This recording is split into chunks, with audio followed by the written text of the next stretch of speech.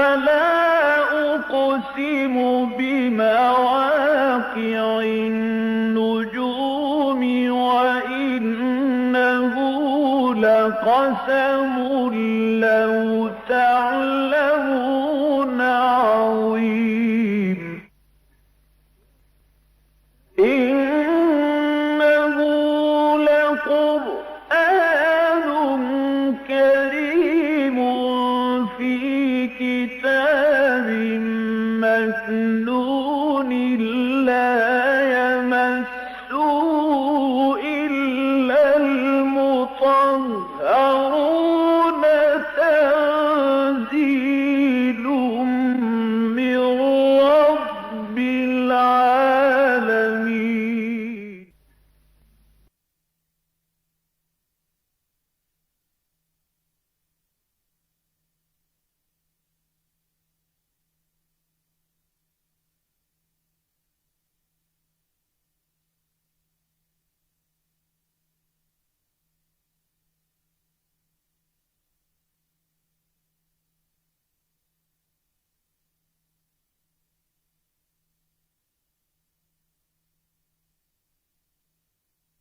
نحمده ونصلي على رسوله الكريم. اما بعد فقد قال الله تبارك وتعالى كما ورد في سورة المائدة: اعوذ بالله من الشيطان الرجيم بسم الله الرحمن الرحيم. وإذ قال موسى لقومه يا قوم اذكروا نعمة الله عليكم إذ جعل فيكم أنبياء وجعلكم ملوكا وآتاكم ما لم يؤت أحدا من العالمين. صدق الله العظيم. رب اشرح لي صدري ويسر لي أمري واحلل عقدة من لساني يفقهوا قولي. اللهم ربنا ألهمنا رشدنا وأعذنا من شرور أنفسنا. اللهم أرنا الحق حقا وارزقنا اتباعه وأرنا الباطل باطلا وارزقنا اجتنابه. آمین یا رب العالمین. سورہ مائدہ کے چوتھے رکوع میں تاریخ بنی اسرائیل کا جو ایک بہت اہم واقعہ بیان ہوا ہے، اس کے لیے ضروری ہے کہ پہلے کچھ جغرافیائی حقائق آپ کے سامنے آ جائیں۔ اس کے لیے ایک خاکہ جو میں نے بنایا ہے وہ آپ کے سامنے یہاں بورڈ پر موجود ہے۔ اوپر جو نیلی لائن چل رہی ہے یہ بحیرہ روم کا ساحل ہے، جنوبی ساحل۔ آپ کو معلوم ہے کہ بحیرہ روم جو ہے جدا کرتا ہے یورپ کو شمالی افریقہ سے، اور یہ نیچے سے جو آ رہا ہے ایک، اور جس کے اوپر جا کے دو کھاڑیاں بن گئی ہیں، یہ ریڈ سی ہے، بحیرہ احمر۔ یہ جدا کرتا ہے افریقہ کے مشرقی ساحل کو ایشیا کے مغربی ساحل سے، یعنی جزیرہ نما عرب کے مغربی ساحل سے۔ اس کے ایک طرف پتلا سا سمندر ہے، یہ اس کے ایک طرف تو جزیرہ نما عرب ہے پورا کا پورا، دوسری طرف شمال سے چلیں اگر تو پہلے مصر آتا ہے، پھر اس کے جنوب میں سوڈان ہے، پھر اس کے نیچے ایتھیوپیا ہے، ایریٹریا ہے۔ یہ مختلف ممالک جو ہیں جو افریقہ کے ہیں وہ اس کے مغرب کی طرف ہیں۔ شمال میں جا کر یہ دو کھاڑیوں میں تقسیم ہو جاتا ہے، دو خلیجیں۔ ایک خلیج مغربی ہے، اس کا نام ہے سویز، سویز، اس کو خلیج کہیں گے، خلیج سویز۔ اور ایک ہے خلیج عقبہ، یہ ہے مشرقی۔ اب یہ جو اس طرح سے جا کر جدا ہو رہے ہیں تو اس کے درمیان میں ایک ٹرائنگل وجود میں آ گئی ہے۔ اس ٹرائنگل کا جو بیس ہے وہ شمال میں ہے، وہ بحیرہ روم کا ساحل ہے، اور باقی دو سائڈز جو ہیں، ایک سائڈ جو ہے وہ خلیج سویز جو ہے، گلف آف سویز، اس سے ہوتا ہوا جا رہا ہے، اور دوسرا سائڈ جو ہے خلیج عقبہ سے ہوتا ہوا جا رہا ہے۔ تیسری بات یہ نوٹ کیجئے کہ بنی اسرائیل جب مصر میں داخل ہوئے ہیں حضرت یوسف علیہ السلام کے زمانے میں، تو چونکہ وقت کا جو بادشاہ تھا، اور وہ بادشاہ فرعون نہیں تھا، فرعونہ کے جو مختلف ڈائنیسٹیز ہیں، مختلف خاندان ہیں، وہ ان میں سے نہیں تھا، بلکہ ایک وقفہ ایسا آیا تھا کہ عربین پیننسولا، جزیرہ نما عرب سے ہی کچھ لوگ نکلے اور انہوں نے مصر کو فتح کر دیا، تو یہ جو مصر آنے والے تھے جزیرہ نماء عرب سے، یہ بھیڑیں بکریاں چرانا ان کا پیشہ تھا، تو یہ آ کے بادشاہ بن گئے مصر کے، تو انہیں چرواہے بادشاہ کہا جاتا ہے، ہکسوس کنگز۔ یہ فرائنہ نہیں ہے، یہ مصری نہیں ہے، یہ باہر سے آ کر آباد ہوئے تھے، انہی میں سے وہ بادشاہ تھا۔ اسی لیے سورہ یوسف میں کہیں لفظ فرعون نہیں آیا، ملک ملک ملک، بادشاہ کا ذکر ہے، بادشاہ کا ذکر ہے، بادشاہ کا ذکر ہے، لفظ فرعون نہیں آیا۔ فرائنہ کی جو مختلف نسلیں ہیں ان میں سے یہ نہیں تھا۔ بہرحال یہ چونکہ اس وقت کا جو بادشاہ تھا ہکسوس کنگز میں سے، وہ حضرت یوسف علیہ السلام کا معتقد ہو گیا، اس کے خواب کی تعبیر بتائی، تعبیر کے ساتھ ہی پھر جو مصیبت آنے والی تھی اس کا حل بتایا، پھر ایک بہت بڑے ذمہ دار عہدے پر فائز ہو کر جو بہت بڑا قحط پڑا وہاں پر، اس کا انتظام کیا، انسلام کیا بہترین طریقے پر۔ تو یہ گویا کہ ایک طرح سے مرشد تھا، ایمان تو وہ نہیں لایا حضرت یوسف علیہ السلام پر، لیکن جیسے کوئی بزرگ ہوتے ہیں جن کو کوئی شخص مانتا ہے کہ یہ بڑی بزرگ شخصیت ہے، ایسے حضرت یوسف کو بادشاہ مانتا تھا۔ لہذا جب بنی اسرائیل کے بقیہ جو خاندان تھے وہ مصر میں، سورہ یوسف میں ہے، اس وقت میں تفصیل میں نہیں جاؤں گا کہ کیا واقعہ ہوا، کیا ماجرا ہوا۔ بہرحال تو حضرت یوسف علیہ السلام نے انہیں مصر کا بہترین علاقہ جو تھا وہ عطا کیا، وہ جشن کا علاقہ کہلاتا ہے، لکھا ہوا ہے یہاں پہ جشن، یا جوشن بھی کہتے ہیں، جشن بھی کہتے ہیں۔ یہ صرف دریائے نیل کا ڈیلٹا ہے، دریائے نیل جنوب سے آ رہا ہے، یہ سوڈان سے ہو کر آتا ہے اور پھر مصر میں داخل ہوتا ہے، اور ایک سیدھی لکیر کے مانند شمال کی طرف جاتا ہے، لیکن بحیرہ روم میں گرنے سے پہلے اس کی شاخیں ہو جاتی ہیں متعدد، تو ڈیلٹا بنتا ہے، اور وہ علاقہ بن انتہائی زرخیز ہوتا ہے۔ تو وہ علاقہ تھا کہ جو کہ حضرت یوسف علیہ السلام نے اپنے بھائیوں کو اور ان کے جو کنبے تھے، قبیلے تھے، ان کو عطا کیا۔ تقریباً 250-300 برس تک یہ لوگ مصر میں بڑے عیش میں، بڑے آرام میں رہے، جیسے ہمارے یہاں ہوتا ہے پیر زادے تھے، یہ حضرت یوسف کی نسل، حضرت یوسف کے خاندان والے، حضرت یوسف کے رشتہ دار۔ لیکن پھر مصر میں ایک انقلاب آیا، قومی انقلاب، جو وہاں کے اصل رہنے والے تھے جب انہوں نے محسوس کیا کہ یہ باہر کے آئے ہوئے لوگ ہم پر حکومت کر رہے ہیں، تو جیسے کہ رد عمل ہوتا ہے، ایک نیشنل ریولوشن برپا ہوا، اپرائزنگ ہوئی، اور ہکسوس کنگز کو وہاں سے نکال باہر کیا گیا، اور پھر فرائنہ کا دور آ گیا، جو اصل مصری نسل سے تعلق رکھنے والے لوگ تھے، فرائنہ۔ اب ظاہر بات ہے کہ انہوں نے بنی اسرائیل پر پھر تشدد کرنا شروع کیا، کیونکہ پچھلے جو بادشاہ تھے وہ ان کے معتقد تھے، تو اب یہ آنے والے ان کے دشمن ہو گئے کہ یہ ان کے پروردہ ہیں اور ان سے انہوں نے براعت حاصل کی ہیں اور خوب پھلے پھولے ہیں، لہذا اب ان کے اوپر تشدد کا آغاز ہوا، مظالم کا آغاز ہوا۔ اور وقت کا بادشاہ جو تھا، منفتاح اس کا نام تھا، حضرت موسیٰ علیہ السلام کے زمانے کا بادشاہ جو فرعون تھا، اس نے خواب دیکھا کہ کوئی ایک بچہ بنی اسرائیل میں پیدا ہوا ہے جو میری سلطنت کے ٹکڑے کر دے گا۔ لہٰذا اس نے فیصلہ کیا کہ بنی اسرائیل میں جو بھی بیٹا پیدا ہو کسی عورت کے، اسے قتل کر دیا جائے، صرف بیٹیوں کو زندہ رکھا جائے۔ اللہ تعالیٰ نے ایک معجزے کے ذریعے سے ایک خاص طریقے سے حضرت موسیٰ علیہ السلام کو، جو اسرائیلی تھے، بچایا۔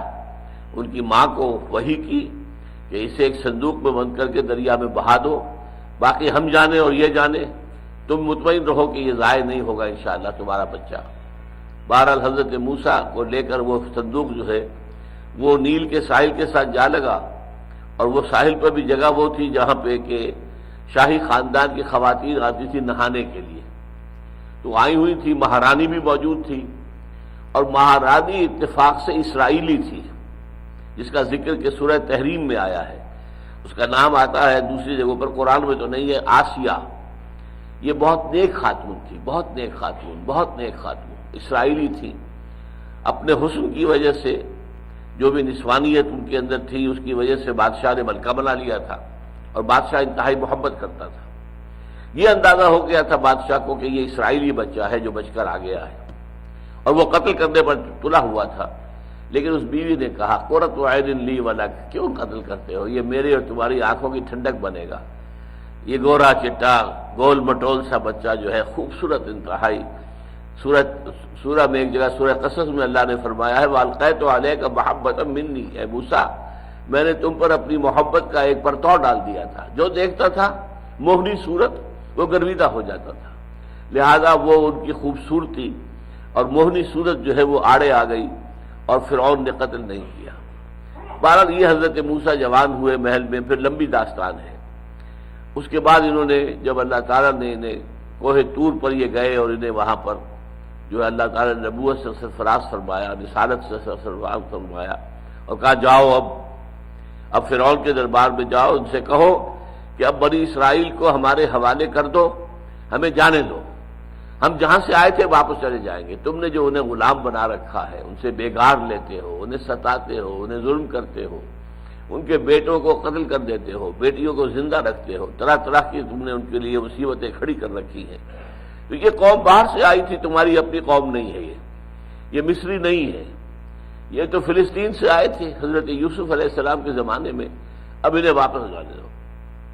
اب ظاہر بات ہے کہ اتنی بڑی قوت جو تھی، انہیں بیگار کی طاقت ملی ہوئی تھی، اتنی بڑی نفری، انہیں چھوڑ دینا جو ہے آسان نہیں تھا، لہذا وہ ایک لمبی کشمکش چلی ہے حضرت موسیٰ فرعون کے مابین. پھر بالآخر اللہ کے حکم سے حضرت موسیٰ اپنی قوم کو لے کر نکلے. اب یہ لال لکیر جو آئی ہے اس کو نوٹ کیجئے، اور یہ جو خلیج سوئس سے اوپر جو نیلے نقطے بنے ہوئے ان کو سمجھ لیجئے یہ کیا ہے. یہ سالٹ لیکس کہلاتی ہیں، نمکین پانی کی جھیلیں، اور یہ چلی گئی ہیں دریائے یہ بحیرہ قلزم تک. اندازہ یہ ہوتا ہے کہ پہلے کبھی ماضی میں لاکھوں سال پہلے ہوگا کہ یہ جو بحر احمر ہے یہ ملا ہوا تھا میڈیٹرینین سی کے ساتھ. یہ سویس کینال جو بعد میں بنی ہے یہ گویا کہ پہلے سے موجود تھی، ایک طرح سے ایک فطری سمندر کی حیثیت سے. بعد میں اس کے کچھ حصے خشک ہو گئے، کچھ رہ گئے جو ذرا ڈلوان میں ہوں گے، جو گہری جگہ پر ہوں گے، تو وہ جھیلیں بن گئی. اور ان جھیلوں کو بھی سالٹ لیکس کہا جاتا ہے، ان کا پانی نمکین تھا. اگر عام جھیلیں ہوں جیسی کہ ہوتی ہیں، جو خشکی پر جھیلیں ہوتی ہیں ان کا پانی بھی میٹھا ہوتا ہے، یہ پانی کڑوا پانی جو ہے بہت ہی جو ہے یہ اس کے اندر نمکین پانی، لہذا معلوم ہوتا ہے کہ یہ ہے تو سمندر کا پانی. یہ سمندر ہی تھا، لیکن بعد میں درمیان میں کچھ ٹکڑے اس کے خشک ہو گئے تو یہ علیحدہ علیحدہ جھیلیں بنی رہ گئی. انہی کو پھر جو ہے ملا کر کھدائی کر کے ایک کو دوسرے سے، دوسرے کو تیسرے سے ملا کر سوئس کینال بنائی گئی ہے. بہرحال حضرت موسیٰ اپنی قوم کو جشن کے علاقے سے لے کر نکلے ہیں. اب ان کے لیے ایک راستہ یہ تھا فلسطین جانے کا کہ سیدھا تیر کی طرح مشرق کی طرف جاتے، میڈیٹرینین کے ساحل کے ساتھ ساتھ جاتے. تو یہ چھوٹا راستہ بھی تھا، آباد راستہ بھی تھا، اس پہ پانی وغیرہ یہ چیزیں بھی آسانی سے مل سکتی تھی، سامان رسد بھی مل سکتا تھا. لیکن وہاں چونکہ آبادیاں تھیں لہذا چھاونیاں بھی تھیں، لہذا اندیشہ تھا کہ ان کے خلاف کوئی اقدام ہو جائے گا اور مصری فوج جو ہے ان کا راستہ روکے گی اور انہیں قتل کرے گی. لہذا لمبا راستہ دیا انہوں نے. وہ جنوب کی طرف آئے یہاں تک کہ خلیج سویس کو انہوں نے عبور کیا ہے. اب اس میں اختلاف ہے، ایک تو یہ بھی ہے کہ کسی سالٹ لیک کو عبور کیا اور ادھر آ گئے سینائی پیننسولا. یہ جو ٹرائنگل میں نے بتائی تھی آپ کو، یہ سینائی پیننسولا ہے، جزیرہ نمائے سینا، اور اس کا جو ساؤدرن اینڈ ہے وہاں ہے کوہ طور. اس طور کا آپ کو معلوم ہے قرآن مجید میں کئی نام آئے ہیں. طور سینا سورہ مومنون میں آیا ہے، طور سینین وہذا البلد الامین یہ سورۃ التین میں آیا ہے. تو اس کے نام کئی ہیں، طور بھی ہے، طور سینا بھی ہے، طور سینا بھی ہے، طور سینین بھی ہے. اور یہی وہ پہاڑ ہے جہاں پر کہ پہلی مرتبہ اللہ تعالیٰ کی گفتگو ہوئی تھی حضرت موسیٰ کے ساتھ، اور حضرت موسیٰ جو ہے وہ نبوت اور رسالت سے سرفراز ہوئے تھے. تو حضرت موسیٰ اپنی قوم کو، اور قوم کتنی تھی یہ بھی سمجھ لیجئے، 6 لاکھ کا قافلہ تھا. مجھے اس کا تھوڑا سا اندازہ ہو سکتا ہے، آپ کو نہیں ہو سکتا، کیونکہ 1 لاکھ کے قافلے کے ساتھ میں پاکستان آیا تھا. 20 دن میں ہم نے 170 میل طے کیے حصار سے سلیمان کی ہیڈ ورکس تک، 10 میل روزانہ چل کر. اب وہ 95,000 تھا، لاکھ پورا بھی نہیں تھا. 95,000 کا قافلہ کتنا بڑا تھا، پورا 10 میل کی تو قطار بن جاتی تھی بیل گاڑیوں کی. بیل گاڑیوں میں عورتیں بچے بیٹھے ہیں، کچھ سامان رکھا ہے، اور مرد جو ہیں دانے بائیں چل رہے ہیں. تو اس طریقے سے یہ قافلہ جو ہے 10 میل لمبا ہو جاتا تھا. صبح 4 بجے قافلہ پڑاؤ سے نکلا، پہلا گڈھا نکلا، اس کے بعد دوسرا، تیسرا، چوتھا، وہ لائن بنتی چلی گئی۔ دن کے 10 بجے جو پہلا گڈھا تھا وہ اگلے پڑاؤ پر پہنچ گیا اور اس نے وہاں جا کے ڈیرا لگانا شروع کیا۔ اب اس کے بعد دوسرا آیا، تیسرا آیا، چوتھا آیا، آخری گڈھا پھر 4 بجے شام کو وہاں پہنچتا تھا۔ تو 4 بجے سے صبح 4 بجے تک پھر وہاں پڑاؤ رہتا تھا۔ تو یہ صورتحال تھی۔ تو یہ جو قافلہ لے کر حضرت موسیٰ نکلے 6 لاکھ پر مشتمل تھا، اس میں مرد بھی، عورتیں بھی، بچے بھی، بوڑھے بھی، جوان بھی، سب شامل کر لیے جائیں۔ اور یہ گنتی دی گئی ہے تورات کے اندر، جو کتاب الخروج ہے، دی بک آف ایکسوڈس، اس میں بتا دیا گیا 12 قبیلے، فلاں قبیلے کے اتنے مرد، اتنے جوان، اتنے بوڑھے، اتنے عورتیں، اتنے بچے، دوسرے قبیلے کے اتنے مرد، ان میں سے بھی اتنے بوڑھے، اتنے جوان، اتنے بچے، اتنی خواتین۔ تو وہ پوری گنتی دے رکھی ہے انہوں نے، اور وہ 6 لاکھ بنتے ہیں۔ اچھا، یہ جو یہ ہے سینائی پیننسولا، اس کے جنوب میں آ کر پھر اس قافلے نے پڑاؤ ڈالا ہے۔ 1 سال تک حضرت موسیٰ اور یہ قافلہ یہاں مقیم رہے جنوب میں، at the southern tip of the Sinai peninsula. یہ جزیرہ نما ہے، جزیرہ نما اسی کو کہتے ہیں جو 3 طرف سے پانی میں گرا ہوا ہو اور ایک طرف خشکی ہو۔ تو یہ جزیرہ نما سینہ بنتا ہے کہ ادھر خلیج سویز ہے، ادھر خلیج عقبہ ہے، اور پیچھے جو ہے خشکی چلی آ رہی ہے۔ تو اس طریقے سے جزیرہ نما پیننسولا، انڈین پیننسولا، انڈیا میں آپ کو معلوم ہے کہ مغرب میں ساحل ہے، بمبئی سے نیچے اتر جائیے، گجرات سے نیچے ساحل ہی ساحل، ساحل ہی ساحل، آپ سری لنکا تک پہنچ جائیں گے، پھر مشرق میں پھر ساحل ہے۔ تو وہ جو تکون بنتی ہے درمیان میں، اسے انڈین پیننسولا کہتے ہیں۔ اسی طرح یہ سینائی پیننسولا۔ تو اب یہاں پر 1 سال جو مقیم رہے، اسی دوران میں انہیں تورات دی گئی۔ 40 دن کے لیے کوہ طور پر یہ رہے اور وہیں پر انہیں تورات عطا کی گئی۔ اور ان کے پیچھے جو ہے کچھ لوگوں نے جو سامری تھا اس کے بہکانے سے بچڑے کی پرستی شروع کر دی، وہ بھی ایک لمبی داستان ہے، اس کی تفصیل میں نہیں جاؤں گا۔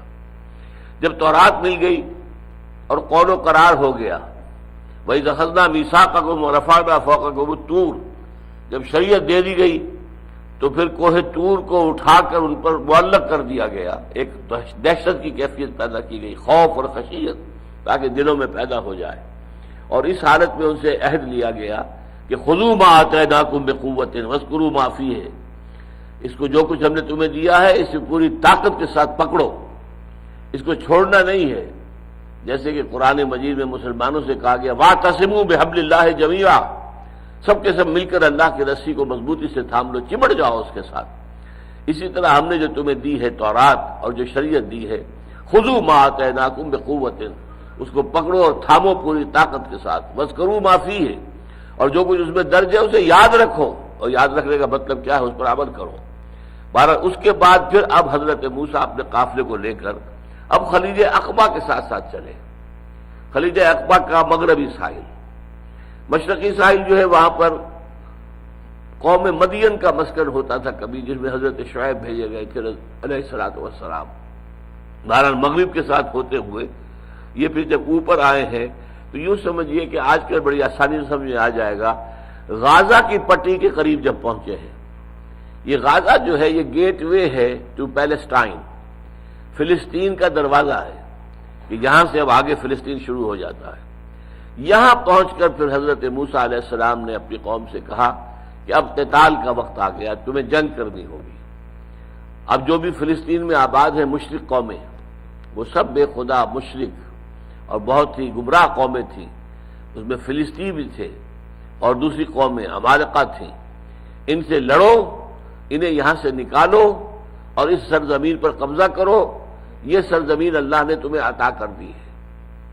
گویا کہ اب تمہارے لیے، جیسے کہ حضور نے مشورہ کیا تھا کہ اے مسلمانوں، غزوہ بدر سے پہلے ایک قافلہ آ رہا ہے شمال سے، جو مال غنیم، مال تجارت سے لدا پھندا ہوا ہے، خوب اس کے اندر مال تجارت ہے، قیمتی، اور ایک فوج آ رہی ہے جنوب سے، مکے سے نکلی ہے 1000 نفری، اور اس طریقے سے یہ 2 اب شمال سے آ رہا ہے قافلہ، جنوب سے آ رہی ہے فوج، اور اللہ کا وعدہ ہے کہ ایک پر ضرور تمہیں فتح عطا کرے گا۔ تو بتاؤ کدھر چلے، فوج کا رخ کرے یا یہ کہ قافلے کی طرف چلے؟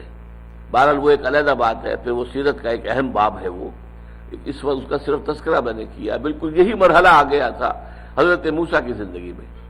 جیسے کہ بدر کا معاملہ ہوا ہجرت کے بعد، مکے سے آپ نکل چکے تھے، مدینے میں آ کر آباد ہو گئے تھے، تب قتال کا معاملہ، جنگ کا مسئلہ شروع ہوا ہے.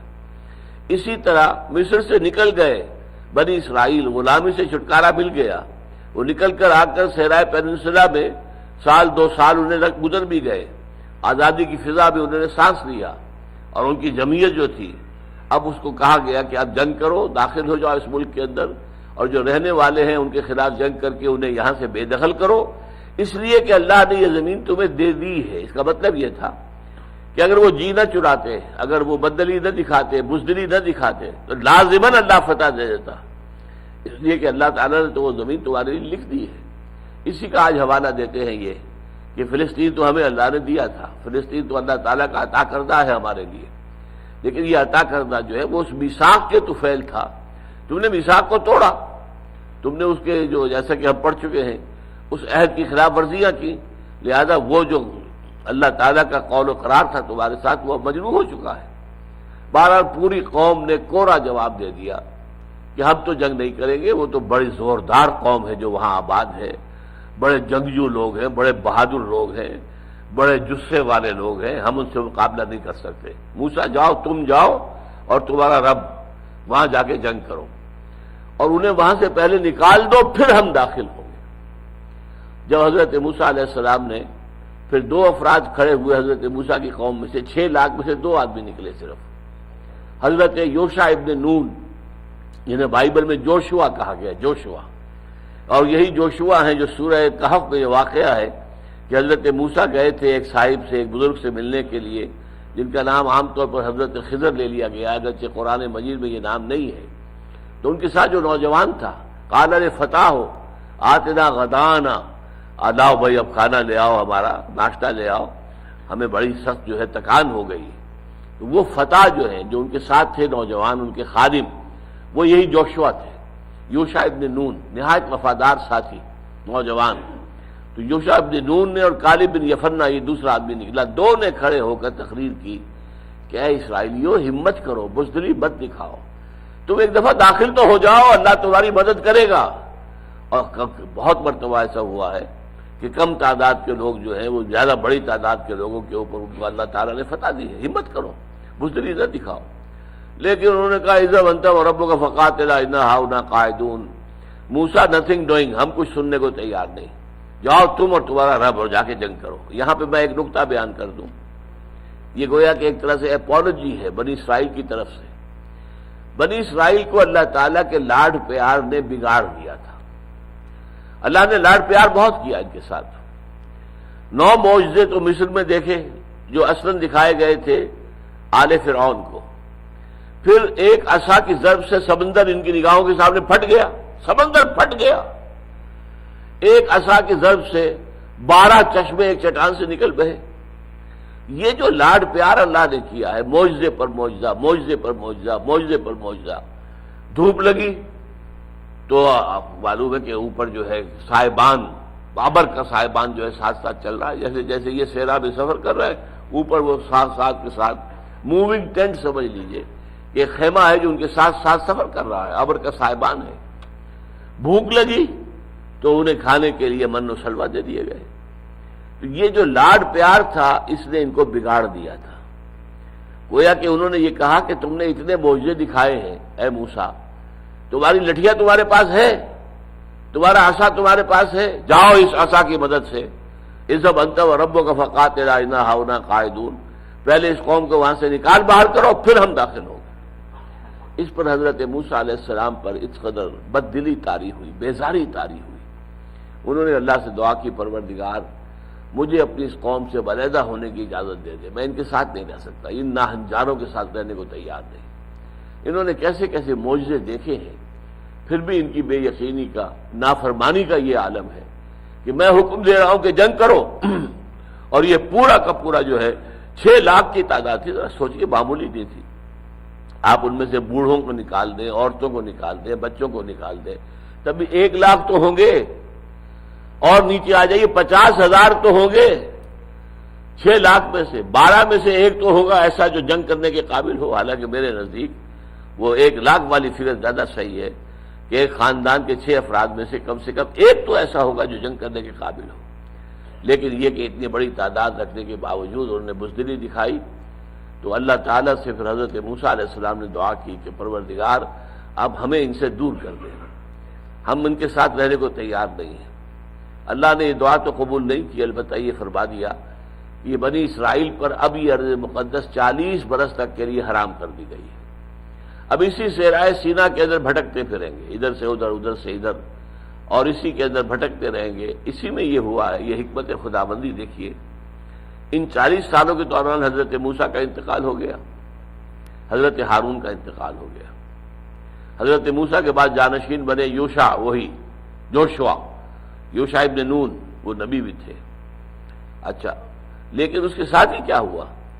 وہ قوم کہ جس نے، وہ نسل کہ جس نے مصر میں غلامی کا داغ اٹھایا تھا، اور غلامی میں آپ کو معلوم ہے غیرت کچھ نہیں جاتی ہے انسان کی، غیرت اور حمیت نہیں رہتی. آزاد فضا میں رہنے والوں کی کیفیت کچھ اور ہوتی ہے، ان میں غیرت ہوتی ہے، حمیت ہوتی ہے، ان میں بہادری ہوتی ہے، شجاعت ہوتی ہے، ہمت ہوتی ہے، عزیمت ہوتی ہے. غلامی کے اندر جیسے ہمیں غلامی مار گئی، 200 برس کی انگریز کی غلامی نے ہمیں ختم کر کے رکھ دیا. ہماری قوم کے اندر وہ ہمت اب باقی رہی نہیں ہے، غیرت نہیں ہے. کیا ہو رہا ہے؟ کیسے کیسے بڑے یو ٹرن جو ہے ہمارا صدر لے رہا ہے، اور مجال ہے قوم کے اندر اس کے احساس پر جوں بھی نہیں گئی. ایک ہی حکم، یو آر ود اس اور اگینسٹ اس. ایک اتنا بڑا ملک ہے، کوئی چھوٹا ملک نہیں ہے، کوئی جزیرہ نہیں ہے. 15 کروڑ انسان، 10 لاکھ سے زیادہ فوج تو سٹینڈنگ ہے. بہرحال صورتحال یہ تھی کہ پھر اس 40 سال کے دوران وہ غلامی زدہ جو لوگ تھے، سمجھا، یا جن کو غلامی نے ڈس لیا ہوا تھا، جن کے اندر کی ہمت ختم ہو گئی تھی، وہ قوم مر گئی. 40 سال کے عرصے میں تو ایک چینج ہو جاتی ہے. ایک جنریشن گئی، اگلی جنریشن آئی جو صحرا میں پیدا ہوئی ہے، صحرا میں پلی بڑھی ہے.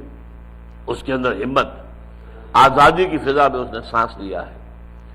جیسے کہ اقبال نے کہا ہے کہ فطرت کے مقاصد کی کرتا ہے نگہبانی، یا بندہ صحرائی یا مرد کوہستانی. صحرائی انسان ہو تو اسے زندہ رہنے کے لیے بڑی شدید محنت کرنی پڑتی ہے. میل ہا میل سے پانی لانا پڑتا ہے گھڑوں کے اوپر. کنویں کتنے کتنے فاصلے پر، تھر پار کر کا آپ اندازہ کیجئے کتنے کتنے فاصلے پر کنویں ہیں. کنویں پانی لانا یا ہماری طرح تھوڑا یہ ہے ٹیپ کو ذرا کھولا اور پانی موجود ہے، چلا آ رہا ہے. میدانی علاقوں کے اندر تو پانی اتنا ہوتا ہے، آپ کنواں کھود لیجیے، تھوڑے سے دور فاصلے پر آپ کو پانی نکل آئے گا.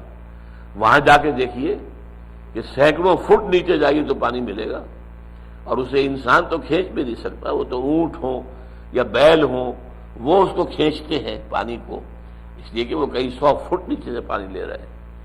تو جن کے اوپر اس قدر تنگی ہوتی ہے، پھر کھانے کو صحرا میں کیا پیدا ہوتا ہے. اچھا، یہی معاملہ پہاڑوں پر ہے. پہاڑوں پر اوپر ٹاپ پر پانی نہیں ہوتا. کہیں کوئی اگر کوئی چشمہ ہے تو بات اور ہے، ورنہ نیچے سے پانی لے کے جانا پڑتا ہے انہیں.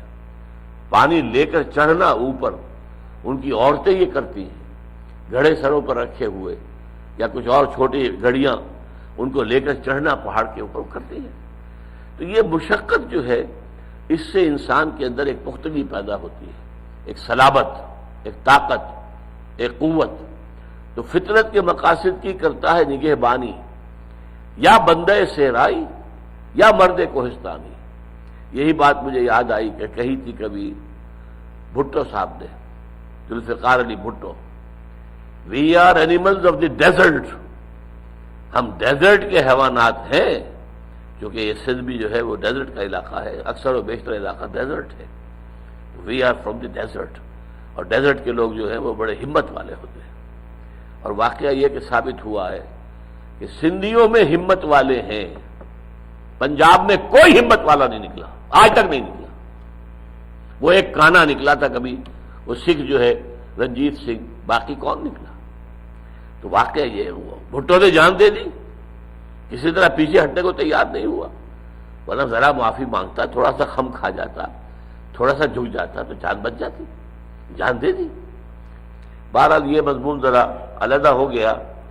تو میں کہہ یہ رہا تھا کہ 40 سال جو ان کا صحرائے تیہ کے اندر بھٹکتے پھرنا ہوا ہے، تو ایک اعتبار سے اے بون ان ڈسگائز ان کے لیے ایک طرح سے نعمت ہو گئی کہ وہ بزدل قوم جو تھی، جو غلامی کا داغ جس پر لگا ہوا تھا، جس کی غیرت و حمیت ختم ہو چکی تھی، وہ ختم ہو گئی، اور نئی نسل جو صحرا میں پیدا ہوئی، سختیاں جھیلی، مصیبتیں برداشت کی، مشقتوں کے عادی ہوئے، وہ جوان ہوئی۔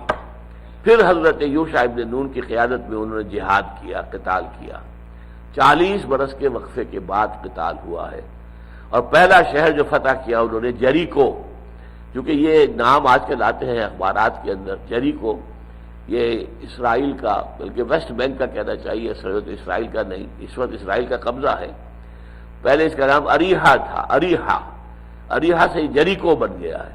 تو جریکو پہلا شہر تھا کہ جو اسرائیلیوں نے فتح کیا تھا حضرت یوشع ابن نون علیہ السلام کی سرکردگی میں، لیکن حضرت موسیٰ کے زمانے میں انہوں نے صاف کورا جواب دے دیا تھا۔ اب یہ آیتیں پڑھ لیجئے، کیونکہ اس کا جو بھی مفہوم ہے وہ سارا سامنے آ گیا ہے، لہذا اب تو بیشتر جو ہے ترجمہ ہی رہ گیا ہے۔ وَإِذْ قَالَ مُوسَىٰ لِقَوْمِهِ يَا قَوْمِ اذْكُرُوا نِعْمَةَ اللَّهِ عَلَيْكُمْ، اور یاد کرو جب کہ کہا تھا موسیٰ نے اپنی قوم سے، اے میری قوم کے لوگوں، ذرا یاد کرو اللہ کا انعام و اکرام جو تم پر ہوا ہے، اذ جعل فیکم انبیاء، جبکہ تمہارے اندر اللہ نے انبیاء اٹھائے۔ تمہارے جد امجد یعقوب نبی تھے، ان کے بیٹوں میں سے حضرت یوسف نبی تھے، پھر اللہ نے انہی کی نسل میں سے یہ حضرت ہارون، حضرت موسیٰ، ان کو اٹھایا نبی کی حیثیت سے۔ ایک رائے یہ بھی ہے کہ اس میں مستقبل کی طرف بھی اشارہ ہے کہ تمہارے ہاں اب یہ نبوت کا سلسلہ ٹوٹے گا نہیں، 1400 برس تک نبوت جاری رہے گی، تو یہ ایک پیشن گوئی بھی ہے۔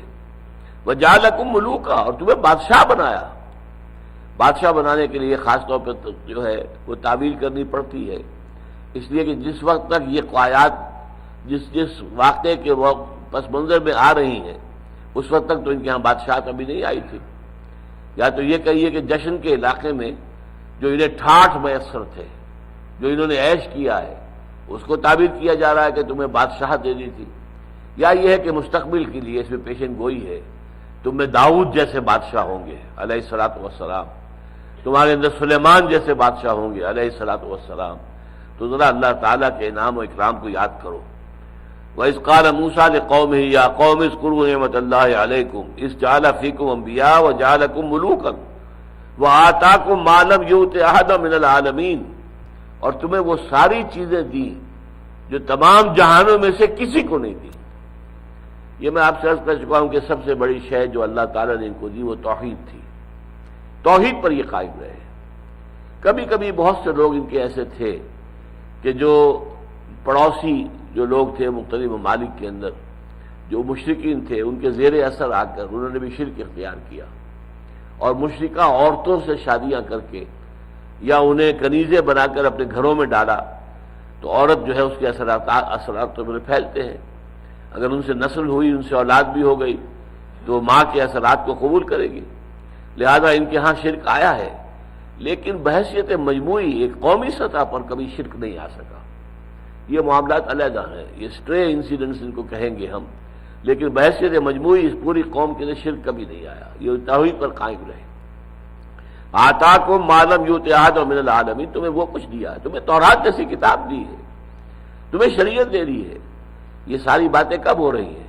جیسا کہ میں بتا چکا ہوں، جبکہ وہ صحرائے سینا کے ساؤدرن ٹپ سے 1 سال وہاں پڑاؤ رکھنے کے بعد اور تورات ملنے کے بعد پھر چلے ہیں، اس میں بھی وقت لگا ہوگا کافی، اس لیے کہ خلیج عقبہ کے ساتھ ہو کر ساتھ چل کر اور پھر غزہ کے علاقے تک پہنچ جانا، جو گیٹ وے ٹو پیلسٹائن ہے، تو وہاں تک پہنچنے میں وقت لگا ہوگا۔ تو اتنا وقت لگا ہے، تو اس میں یہ کہ اللہ تعالیٰ نے تمہارے پر انعامات کیے، احسانات کیے۔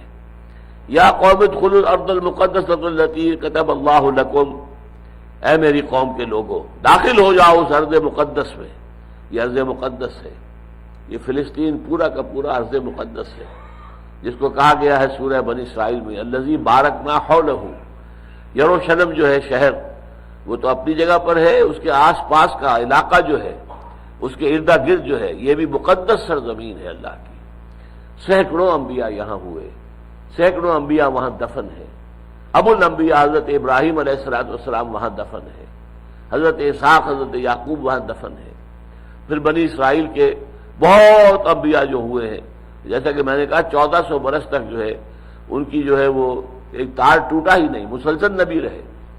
اذا ہلک نبی خلفہ نبی، جب بھی کوئی نبی فوت ہوتا تھا اس کی جگہ کوئی اور دوسرا نبی جو ہے لے لیتا تھا، تار ٹوٹا نہیں ہے۔ اے میری قوم کے لوگوں، داخل ہو جاؤ اس مقدس سرزمین میں جو اللہ نے تمہارے لیے لکھ دی ہے، اللہ نے طے کر دیا ہے، فیصلہ کر دیا ہے۔ جیسے حضور نے کہا تھا کہ 2 میں سے ایک پر تمہیں فتح لازماً ملے گی، اللہ تعالیٰ کا وعدہ ہے کہ اگر تم قافلے کی طرف جاؤ گے قافلے پر فتح ہو جائے گی، اگر تم فوج کی طرف جاؤ گے فوج پر فتح ہو جائے گی۔ فیصلہ تمہارا ہے، فیصلہ تیرے ہاتھوں میں ہے، دل یا شکم۔ اب طے کر لو، مال و دولت کی حوث ہے تو چلو قافلے کی طرف، اور اگر حق کا حق ثابت ہونا، احقاق حق اور ابطال باطل یہ پیش نظر ہے تو پھر تمہیں لشکر کی طرف جانا چاہیے تاکہ مقابلہ کر کے ثابت کر دو کہ اللہ تعالیٰ کی مدد تمہارے ساتھ ہے اور تم ہو اللہ کے نمائندے سرزمین میں۔ تو فرمایا یا قوم ادخلوا الارض المقدسۃ التي كتب اللہ لکم ولا ترتدوا على ادبارکم، اور اپنے پیٹھوں کے اوپر مڑ نہ جاؤ، لوٹ نہ جاؤ، پیچھے نہ پھر جاؤ۔ اب جب معاملہ آ رہا ہے دو بدو ہو کر جنگ کرنے کا تو پیٹھ مت دکھاؤ، فتنقلبوا خاسرین، تو تم خسارہ پانے والوں میں سے ہو جاؤ گے۔ قالوا یا موسیٰ ان فیہا قوما جبارین، ان کا ہے موسیٰ اس میں تو قوم ہے، بڑی جابر قوم ہے، بڑے طاقتور لوگ ہیں، بڑے گرانڈیل قسم کے لوگ ہیں، بڑے جسے والے لوگ ہیں، بہت ان کی جمعیت ہے، طاقت ہے، اسلحہ ہے۔ ان فیہا قوما جبارین وَإِنَّا لَن نَدْخُلَهَا حَتَّى يَخْرُجُوا مِنْهَا، ہم ہرگز اس زمین میں داخل نہیں ہوں گے جب تک کہ وہ وہاں سے نکل نہ جائے۔ اس لیے کہ اب تک 40 برس تک جو ہے وہ گھومے پھرے تھے صحرائے سینا میں، وہاں کوئی حکومت نہیں تھی، نہ کوئی وہاں پر آبادیاں تھیں، صحرا تھا، صحرا میں نقدک صحرا میں گھومتے پھرے، بھٹکتے پھرے کہنا چاہیے، بھٹکتے رہیں گے اسی میں 40 برس تک۔ تو فرمایا لیکن اب جو ملک ہے یہاں تو قوم آباد ہے، ان کا نظام ہے، ان کی فوجیں ہیں، ان کا اسلحہ ہے، یہ تو بڑی طاقت ہے، ہم ان کے ساتھ نہیں داخل۔ اِنَّا لَن نَدْخُلَهَا حَتَّى يَخْرُجُوا مِنْهَا، ہم نہیں داخل ہوں گے اس میں یہاں تک کہ وہ نکل جائیں اس سے۔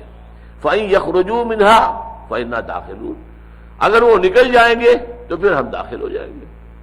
یہاں پھر وہ نقطہ یاد کر لیجیے جو میں نے عرض کیا تھا، ایک تو بزدلی جو غلامی کی وجہ سے بزدلی طاری ہو چکی تھی، اور دوسرے ان کے اندر جو لاڈ پیار اللہ کا ہوا تھا، ایک معجزے کے بعد دوسرا، دوسرے پر تیسرا، تیسرے پر چوتھا، تو گویا کہ ان کو یہ کہنے کا ایک جواز ان کے پاس تھا کہ تمہاری لاٹھی نے، تمہارے عصا نے ایسے ایسے کرتب دکھائے ہیں تو ان کو بھی نکال باہر کرو اس سے، ہمیں لڑنے کی زحمت کیوں دیتے ہو؟ لڑیں گے تو ظاہر بات ہے کہ ہم ماریں گے بھی تو مریں گے بھی، ہماری جانیں بھی تو جائیں گی نا۔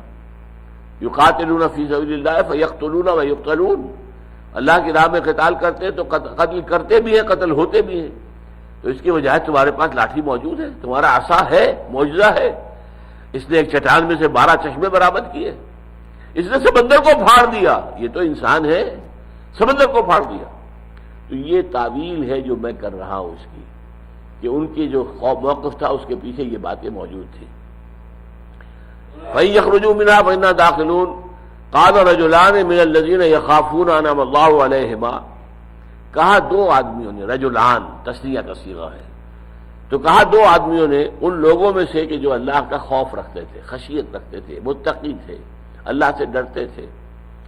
انعم اللہ علیہما، ان دونوں پر اللہ نے بڑا انعام کیا تھا، ہدایت سے سرفراز کیا تھا، ان کو یقین کی دولت دی تھی، ایمان کی اس کا سرمایہ عطا کیا تھا۔ تو انہوں نے کہا اپنے قوم کے لوگوں سے ادخلوا علیہم الباب، داخل ہو جاؤ، دروازے میں گھس جاؤ۔ اب دروازہ کیا ہے؟ وہاں کوئی دروازہ بنا ہوا نہیں تھا، بلکہ یہ دروازہ، یہ غازہ کا علاقہ جو ہے یہ دروازہ تھا، گیٹ وے ٹو پیلسٹائن۔ اب اسے گھس جاؤ، داخل ہو جاؤ۔ ادخلوا علیہم الباب فاذا دخلتموہ فانکم غالبون، اگر تم داخل ہو گئے تو غالب تم ہی ہو گئے۔ کیوں؟ اللہ کا وعدہ ہے، کتب اللہ لکم، یہ زمین تو اللہ تمہیں دے چکا ہے، لکھ چکا ہے تمہارے نام، وثیقہ ہو چکا ہے اللہ کی طرف سے، یہ تمہیں دی جا چکی ہے زمین۔ لہذا کم ہمتی نہ دکھاؤ، بزدلی نہ دکھاؤ، کمزوری نہ دکھاؤ، آگے بڑھو، داخل ہو جاؤ، داخل ہو جاؤ گے تو فتح تمہاری ہے۔ قال رجلان من الذین یخافون انعم اللہ علیہما ادخلوا علیہم الباب فَإِذَا دَخَلْتُمُوهُ فَإِنَّكُمْ غَالِبُونَ وَعَلَى اللَّهِ فَتَوَكَّلُوا، اور اللہ پر توکل کرو، ان کنتم مومنین، اگر تم مومن ہو تو تمہارا توکل اللہ پر ہونا چاہیے۔ اللہ کی مدد آئے گی، اللہ کی نصرت آئے گی، اللہ کا وعدہ ہے کہ یہ ارض مقدس وہ تمہیں دے چکا ہے، تمہیں عطا کر چکا ہے، لہذا اللہ تعالیٰ اپنے وعدے کا لحاظ کرے گا، پاس کرے گا، تمہیں بھی دے دے گا۔ اگر تم مومن ہو تو تمہیں اللہ کے وعدے پر یقین ہونا چاہیے۔ قالوا یا موسیٰ انا لن ندخلها ابدا ما داموا فیہا، اب یہ ہے کیٹیگوریکل انداز، کہا ہے موسیٰ کچھ بھی ہو ہم ہرگز داخل نہیں ہوں گے اس ملک میں جب تک کہ اس کے رہنے والے اس کے اندر موجود ہیں۔ چنانچہ وہ دونوں اشخاص جو ہیں حضرت یوشع ابن نون اور حضرت کالب ابن یفنہ، ان دونوں کا واس بھی بیکار گیا۔ اب 4 آدمی رہ گئے، صرف 2 نبی، حضرت موسیٰ حضرت ہارون دونوں بھائی، اور 2 ان کے ساتھی یوشع ابن نون اور کالب ابن یفنہ۔ اب ظاہر بات ہے 4 آدمی تو قتال نہیں کر سکتے، قتال جو ہے ان میں سے کم 1 لاکھ میں سے 20-25 ہزار ہی نکل آئے ہوتے، تو کم سے کم یہ کہ ایک نفری ہوتی۔ آخر حضور کے ساتھ 313 ہی نکلے تھے، لیکن مقابلے میں بھی 1000 تھے۔ 1 to 3 کی ریشو تھی نا، 1 کے مقابلے میں 3 یا 3 کے مقابلے میں 1 کہہ لیں، تو ریشو اتنی تھی نا۔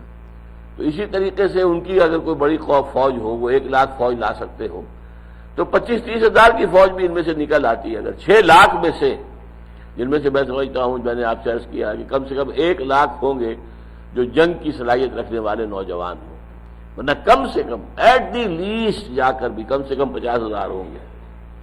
قالوا یا موسیٰ انا لن ندخلها ابدا، ابدا آتا ہے عربی زبان میں قطعیت، ہرگز ہرگز نہیں، کبھی بھی نہیں، کبھی نہیں ہوگا، ہم نہیں داخل ہوں گے، تم جو چاہو کہو۔ انا لن ندخلها ابدا ما داموا فیہا، جب تک کہ وہ وہاں موجود ہے۔ فاذهب انت وربک فقاتلا انا ہاہنا قاعدون، تو جاؤ تم اور تمہارا رب جا کر جنگ کرو دونوں۔ اس اللہ حضرت موسیٰ اور اللہ کے مابین ایک اور رابطہ جو تھا وہ عصا کا تھا، عصا تمہارے پاس ہے، لے جاؤ۔ فاذهب انت وربک فقاتلا، تو جاؤ تم اور تمہارا رب اور قتال کرو، انا ہاہنا قاعدون، ہم تو یہاں بیٹھے ہیں۔ زمیں جنبت نہ جنبت گل محمد، ہم یہاں سے نہیں اٹھیں گے، نہ داخل ہوں گے، نہ حملہ کریں گے، نہ اس ملک کے اندر داخل ہوں گے جب تک کہ وہاں کے لوگ نکل نہ جائیں۔ تو جاؤ تم اور تمہارا رب تمہارے ساتھ ہے، تم جا کر انہیں وہاں سے نکال دو، پھر ہم داخل ہو جائیں گے۔ قال رب انی لا املک الا نفسی واخی، اب دیکھیے یہاں پر کس قدر حسرت کی کیفیت ہے حضرت موسیٰ علیہ السلام پر، کتنی بیزاری۔ انہوں نے عرض کیا پروردگار مجھے تو اختیار نہیں ہے سوائے اپنی جان کے اور اپنے بھائی کے، میں ہوں حاضر، میرا بھائی ہارون حاضر۔ یہاں ان 2 کا ذکر نہیں کیا حضرت موسیٰ نے، ورنہ یہ کہ امت میں سے بھی، قوم میں سے بھی 2 آدمی تیار تھے۔ میں نے آپ کو بتایا یوشع بن نون اور کالب بن یفنہ تیار تھے، لیکن یہاں آپ نے کہا ہے تو میں اور میرا بھائی۔ قال رب انی لا املک الا نفسی واخی فافرق بیننا وبین القوم الفاسقین، تو اب تفرقہ کر دے، علیحدگی کر دے ہمارے اور ان فاسق لوگوں کی، یہ ناہنجار قوم جو ہے جس نے اتنے معجزے دیکھے پھر بھی میری نبوت پر ان کا ایمان نہیں ہوا، پھر بھی تیری ذات پر، تیری قدرت پر ان کا ایمان نہیں ہوا، تیرے وعدے کے اوپر انہیں اطمینان نہیں ہو رہا، تیری نصرت کا انہیں اعتبار نہیں ہو رہا ہے، تو اب ایسے ناہنجار لوگوں کے ساتھ میں رہنے کو تیار نہیں ہوں۔ اچھا یہ ذرا کنٹراسٹ کے لیے میں آپ کو بتا دوں، حضرت موسیٰ علیہ السلام اگرچہ پلے تھے فرعون کے محل میں، لیکن انہیں معلوم تھا کہ میں اصل میں اسرائیلی ہوں، اور ان کے اندر اسرائیل کے ساتھ اس قدر محبت تھی، اتنی حمیت، اتنی غیرت، کہ وہ واقعہ سورہ قصص میں آتا ہے کہ ایک روز وہ نکلے، انہوں نے دیکھا کہ ایک قبطی اور ایک اسرائیلی دونوں لڑ رہے ہیں، تو جو اسرائیلی تھا اس نے مدد مانگی کہ موسیٰ دیکھو یہ مجھے مار رہا ہے، یہ مجھے پریشان کر رہا ہے، یہ مجھ پر ظلم کر رہا ہے قبطی۔ حضرت موسیٰ علیہ السلام نے ایک مکہ رسید کیا ہے اس قبطی کے، اس کی جان نکال دی۔ فوقظہ موسیٰ فقضى علیہ، تو موسیٰ نے اس کو ایک رسید کیا، ایک مکہ، اور اس کا فیصلہ کر دیا، چکا دیا، اس کی زندگی ختم ہو گئی، وہ مر گیا۔ اتنی حمیت اپنی قوم کے لیے، اتنی محبت، لیکن یہ کہ اب بیزاری کا عالم کیا ہے رب انی لا املک الا نفسی واخی فافرق بیننا وبین القوم الفاسقین قال فإنها محرمۃ علیہم 40 سنہ۔ اب یہاں دیکھیے بڑا پیارا انداز ہے، اللہ نے حضرت موسیٰ کی اس درخواست کا کوئی جواب نہیں دیا، یہ بھی نہیں کہا کہ اللہ نے درخواست رد کر دی، نہیں، کچھ نہیں، اس کا جواب ہی نہیں، منظور نہیں کی، رہنا ہوگا ساتھ ہی، تم ان کی طرف بھیجے گئے ہو، رہو ان کے ساتھ جب تک زندگی ہے، ان کی اصلاح کی کوشش کرتے رہو، ان کو بہتر سے بہتر بنانے کی جدوجہد جاری رکھو۔ تو فرمایا لیکن اب سزا کے طور پر ہم نے ان پر یہ ارض مقدس جو ہے، اگر یہ بزدلی نہ دکھاتے تو ابھی ان کو مل جاتی، لیکن اب ان پر 40 برس تک حرام کر دی گئی۔ یتیہون فی الارض، وہ اسی زمین کے اندر بھٹکتے پھریں گے، سر مارتے پھریں گے۔ اسی لیے اس صحرائے سینہ کا نام صحرائے تیہ بھی ہے، مسلمانوں نے اس کا نام رکھا صحرائے تیہ، یتیہون فی الارض، یہ جو لفظ آیا ہے یہاں پر، یہ بھٹکتے پھریں گے اسی صحرا کے اندر 40 برس تک۔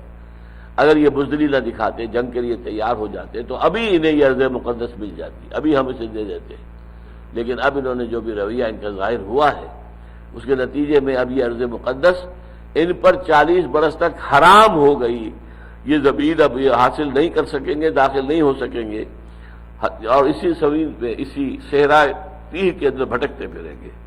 فلا تاسع علی القوم الفاسقین، تو اے موسیٰ تم افسوس نہ کرو، رنج نہ کرو، غم نہ کھاؤ ان فاسق لوگوں کے حالت پر۔ اب ان کا جو انجام ہوگا، 40 برس تک جو سختیاں جھیلیں گے، جو مصیبتیں برداشت کریں گے۔ اب دیکھیے یہ دو طرفہ دھار ہے اللہ کی تلوار کی، ایک طرف وہ عذاب ہے ان لوگوں کے لیے جنہوں نے انکار کیا جنگ کرنے سے، ان کے لیے عذاب ہے کہ اب اسی صحرا میں بھٹکتے پھریں گے، وہ صحرا جس میں پانی نہیں ملتا، وہ صحرا کی جس کے اندر کوئی رویدگی نہیں ہے، کوئی وہاں پر فصل نہیں ہے، کوئی چیز پیدا نہیں ہوتی ہے، اس کے اندر کیا ہے، کوئی شکار کر لیا، بس کوئی خرگوش نظر آ گیا، مار لیا، اسے کھا لیا، یا کوئی اور اسی طرح کا صحرائی جو جانور ہے وہ نظر آیا، اس کا شکار کیا اور کھا لیا، یہی کچھ تھا نا۔ باقی وہاں کیا تھا، صحرائے تھی، دق و دق صحرا، اس میں بھٹکتے پھریں گے اب یہ 40 برس تک۔ ان کے لیے تو سزا ہو گئی، لیکن قوم کے لیے بحثیت مجموعی it's a blessing in disguise.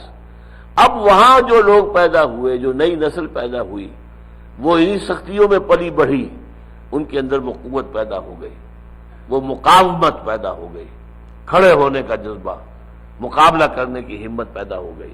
چنانچہ جیسا کہ میں نے عرض کیا ہے کہ حضرت موسیٰ کا تو انتقال ہو گیا انہی 40 سالوں کے دوران، حضرت ہارون کا بھی انتقال ہو گیا ان 40 سالوں کے دوران، لیکن اس کے بعد جو قوم، جو نئی نسل ابھری، حضرت یوشع ابن نون جو فتح، حضرت موسیٰ کے نوجوان ساتھی تھے، نوجوان خادم تھے حضرت یوشع ابن نون، ان کی سرکردگی میں پھر انہوں نے قتال کیا، جہاد کیا، جنگ کی، اور ارض مقدس میں داخل ہوئے، اس پر حملہ کیا، اور اس پر اللہ تعالیٰ نے ایک شہر بڑا جو ہے وہ ان کو عطا کر دیا گیا، اریحا یا جریکو۔ لیکن یہاں پر وقتی طور پر تو شکل یہی تھی نا کہ افسوس، یہ قوم اب 40 برس تک اسی صحرا میں بھٹکے گی، تو صدمہ حضرت موسیٰ علیہ السلام کی قوم، اور حضرت موسیٰ علیہ السلام کو اپنی قوم سے محبت، دلی تعلق اپنی جگہ، ایک وقتی بیزاری بھی آئی ہے شدید، لیکن اس کا یہ مطلب تو نہیں، باپ کسی وقت بیٹے سے ناراض بھی ہوتا ہے، لیکن اس کا یہ مطلب تو نہیں کہ وہ پدری شفقت جو ہے وہ ہمیشہ کے لیے ختم ہو گئی، وہ تو اپنے اندر رہے گی، چاہے باپ جو ہے بیٹے سے ناراض ہے، لیکن وہ اندر جو ہے، اندر ہی اندر وہ محبت اور شفقت کا جو ہے دریا وہ موجود رہتا ہے۔ تو اسی طریقے سے حضرت موسیٰ علیہ السلام جو ہے، فلا تاسع، اب افسوس نہ کرو، دیکھو موسیٰ اب رنج نہ کرو، ان کے اس تقدیر پر جو بھی انہوں نے خود اپنے لیے اپنے ہاتھوں لکھ لی ہے، اب کوئی تمہیں رنج اور افسوس نہیں ہونا چاہیے۔ فلا تاسع علی القوم الفاسقین، تو اس فاسق قوم کے اوپر، ان کے اس انجام کے اوپر اب تمہیں افسوس نہیں کرنا چاہیے۔ یہ جو واقعہ بیان ہوا ہے سورہ مائدہ میں، اس کی حکمت کیا ہے؟ میرا ذہن پہلے کبھی منتقل نہیں ہوا، آج منتقل ہوا ہے اور دوران درس ہوا ہے۔ اصل میں ایک موقع وہ تھا کہ جب حضور کی حیات طیبہ میں قتال کا آغاز ہوا ہے، وہ تو ہے غزوہ بدر سے پہلے، یہ سن 6 کے آخر میں یا سن 7 میں نازل ہو رہی ہے۔ ان آیات کا اب کیا ربط ہے حالات کے ساتھ؟ جو سرکمسٹانسز تھے، جس سرکمسٹانسز آبٹیننگ اوور دیئر، اس کے اعتبار سے ان کا کیا ریلیونس کیا ہے. تو میرا ذہن اب یہ ہے کہ اب جو نیا دور شروع ہوا تھا صلح حدیبیہ کے بعد، وہ حضور کی دعوت اور تحریک کا انٹرنیشنل دور شروع ہوا تھا. اب یہ دور آنا تھا دعوت کا عرب سے باہر. اب تک آپ کی دعوت صرف عرب میں تھی. 10 برس تک آپ مکے میں رہے، 12 برس تک، اور دعوت دیتے رہے مکے کے اندر یا مکے کے آس پاس، ام القریٰ و من حولہا، آس پاس کے قبائل میں آپ جاتے تھے، یا کہیں بازار لگتا تھا، ہاٹ جسے کہتے ہیں، ہاٹ، وہاں چلے گئے، وہاں جا کر جو ہے اپنی دعوت و تبلیغ کی. حج کے موقع پر تبلیغ کی، لیکن اس سے باہر آپ نے اپنی تبلیغ کا دائرہ وسیع نہیں کیا. البتہ مدینے میں آنے کے بعد تبلیغ کا دائرہ وسیع ہو گیا. اب جزیرہ نمایا عرب کے اندر جہاں جہاں سے بھی کوئی طلب آئی کہ آپ ہمارے پاس بھیجیے اپنے مبلغ اور مدرس جو ہمیں قرآن پڑھائیں، آپ کس بات کی دعوت دیتے ہیں وہ ہمیں سمجھائیں، آپ نے جو زندگی کا نظریہ دیا وہ ہمیں بتائیں. اور اس میں آپ کو معلوم ہے بڑے بڑے حادثے بھی ہوئے، 70 صحابہ شہید کیے گئے. دھوکے سے بلایا گیا کہ آپ بھیجیے اپنا ایک گروپ جو ہے جو یہاں آ کر ہمیں دین سکھائے، قرآن پڑھائے، اور پھر انہیں ذبح کر دیا گیا. صرف ایک بچا تھا 70 میں سے. اور اس قدر صدمہ ہوا تھا حضور کو کہ وہ قنوت نازلہ جو ہم پڑھا کرتے ہیں، جب بھی سقوط ڈھاکہ کا واقعہ پیش آ رہا تھا تو ہم پڑھتے تھے، اور وہ سخت ترین دعا ہے، اللہم مزق جمعہم، اللہم دمر دیارہم، اے اللہ ان کی جمعیت کو منتشر کر دے، ان کے جو ٹھکانے ہیں، رہنے کی جگہ ہے، ان کے اوپر پتھراؤ کر انہیں برباد کر دے. ایسی سخت بد دعا آپ کو حضور کی زبان پر نہیں ملے گی جو اس وقت آئی ہے. دمر دیارہم زلزل اقدامہم، اور ان کے اوپر تباہی جو ہے نازل فرما دے. یہ کیوں؟ 70 بے گناہ لوگوں کو. اور یہ 70 لوگ کون تھے؟ جو حضور کی دعوت و تبلیغ اور تربیت سے مستفید ہوئے تھے. مسجد صفا، مسجد کے اندر بیٹھے رہنے والے، مسجد نبوی میں اصحاب صفا، نہ کچھ کمانا، نہ کھانا، نہ پینا. کوئی شے آ گئی ہے، کوئی صدقہ آ گیا ہے، کوئی خیرات آ گئی ہے تو کھا لیا، ورنہ بھوکے سو رہے. ان لوگوں نے اتنی مشقتیں جھیل کر حضور سے دین کا علم حاصل کیا، اور ان میں سے 70 کو اس طرح ذبح کر دیا گیا جیسے کہ بکریاں ذبح کی جا رہی. تو اس پر جو حضور کا صدمہ تھا وہ اس درجے کا تھا کہ دعا جو آپ نے مانگی ہے، وہ سخت ترین دعا جو زندگی میں مانگی ہے، وہ قنوت نازلہ والی دعا ہے. بہرحال تو اب جو مرحلہ شروع ہونے والا تھا صلح حدیبیہ کے بعد، اب انٹرنیشنل دور شروع ہونے والا تھا. یہی وجہ ہے کہ حضور نے صلی اللہ علیہ وسلم صلح حدیبیہ کے بعد خطوط بھیجے ہیں بادشاہوں کے نام. قیصر روم کے نام خط بھیجا، اور کسرا جو تھا بادشاہ فارس کا، اس کے نام، مصر کا جو تھا پیٹریارک، اس کے نام خط بھیجا. نجاشی جو ایمان لے آئے تھے وہ تو فوت ہو گئے تھے، اب جو بھی نجاشی تھا، نیگوس جو بھی حبشہ کا بادشاہ تھا، اس کے پاس بھیجا. خطوط آس پاس کے بڑے بادشاہ ہوں یا چھوٹے ہوں، ان سب کو خطوط بھیجے. اسی کے نتیجے میں پھر آپ کو معلوم ہے کہ غزوہ موتا ہوا، پھر غزوہ تو جو ہوا. تو اس طریقے سے یہ سارا معاملہ شروع ہوا ہے اس آیتوں کے بعد. یہ گویا کہ مسلمانوں کو بتایا جا رہا ہے کہ ایک مرحلہ تو قتال کا آیا تھا جو within the Arabian peninsula تھا. Within the Arabian peninsula کوئی اسٹینڈنگ آرمیز نہیں تھی، کوئی اسٹیبلش گورنمنٹس نہیں تھی، کوئی فارمل اسٹیٹ نہیں تھی، کوئی فارمل گورنمنٹس نہیں تھی. لہذا یہاں پر تو معاملہ کچھ اور تھا. اب تمہارا سابقہ پیش آئے گا بڑی زبردست قوموں سے. یا موسیٰ ان فیہا قوما جبارین، اب جبارین کی قوم جو ہے، اب تمہارا مقابلہ آئے گا رومیوں سے. یہ رومن لیجنز مشہور ہیں تاریخ کے انسان، غرق آہن، ہر طریقے سے لوہے کے اندر جو ہے ڈھکے ہوئے جسم ان کے، اور وہ لوگ بڑے پریڈ کرنے والے اور بہت ہی جو قواعد آشنا، بہت ہی ڈسپلن فوج. پھر ایرانی فوج، اب ان سے سابقہ پیش آئے گا. وہ جو عرب کے اندر ہوتے تھے چھوٹے چھوٹے معاملے، 300 کا 1000 سے مقابلہ ہو گیا. 1000 بھی کوئی بہت بڑی تعداد تو نہیں ہے نا. غزوہ موتا میں کیا ہوا؟ 3000 کا 2 لاکھ سے مقابلہ ہو گیا. 1 لاکھ تو فوری طور پر سامنے تھا، 1 لاکھ اور موجود تھا پیچھے جو ضرورت پڑنے پر آ سکتا تھا. 2 لاکھ کے ساتھ مقابلہ 3000 کا. اسی لیے بعض لوگوں نے مشورہ دیا تھا کہ ہمیں یہاں مقابلہ نہیں کرنا چاہیے، بچ کر نکل جانا چاہیے۔ لیکن اکثر صحابہ نے کہا کہ ہمیں تو شہادت کی موت درکار ہے، ہمیں بچ کر نکلنے کی ضرورت ہی نہیں ہے، ہمارے لیے تو اصل کامیابی شہادت ہے۔ لہذا جنگ ہوئی، اور ظاہر بات ہے اس میں تینوں سپہ سالار جن کا نام حضور نے لیا تھا، زید بن حارثہ ہے، اور حضرت علی کے بھائی طیار، جعفر طیار رضی اللہ تعالیٰ عنہ، اور ایک اور جو کہ انصاری صحابی تھے، یہ تینوں شہید ہو گئے۔ تو پھر حضرت خالد بن ولید نے کمان اپنے ہاتھ میں لی اور بڑی حکمت کے ساتھ لشکر کو نرغے میں سے نکال کر واپس لے آئے۔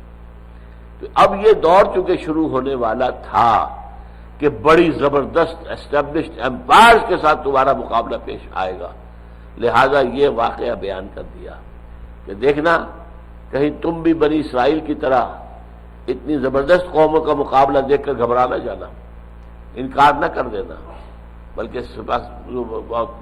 اپنی پوری طریقے سے ان کا مقابلہ کرنا، ان کے سامنے جان سپر ہو جانا، یہ کام تمہیں کرنا ہے۔ کہیں ایسا نہ ہو کہ یہودیوں کی راستہ کی سنت جو ہے اس پر عمل کر لو اور ان کا طریقہ اختیار کر لو۔ یہ میرے نزدیک ان آیات کا اس مرحلے پر سورہ مائدہ میں نزول کا میرے نزدیک بیک گراؤنڈ ہے، یہ اس کی حکمت ہے۔ واللہ اعلم۔ بارک اللہ لی ولکم فی القرآن العظیم ونفعنی وإیاکم بالآیات والذکر الحکیم۔